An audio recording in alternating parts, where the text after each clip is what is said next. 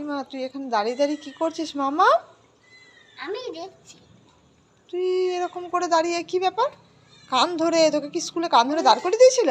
না না, আমি তো বললে আমি বলতাম, কিন্তু অঙ্কিতা না আসে না, পড়া করে আসে না, কাল আসেনি বলে স্যার খুব হয়েছে।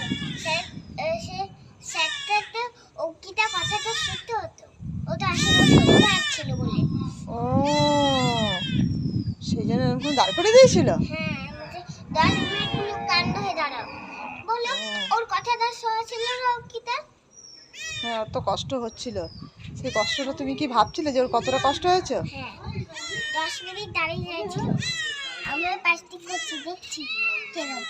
ও, তুমিও প্র্যাকটিস করছিলে যে ওর কতটা লেগেছে, অনুভব করছিলে? হ্যাঁ, অনুভব।